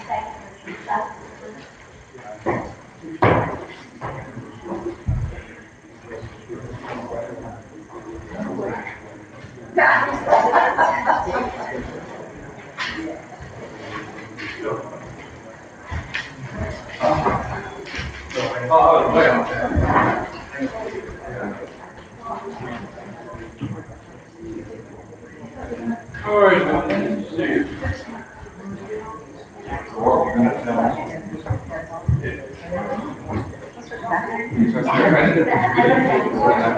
So what was that? At the point in time they did commit $10,000, and yeah, but that doesn't mean, so that's what I was. So,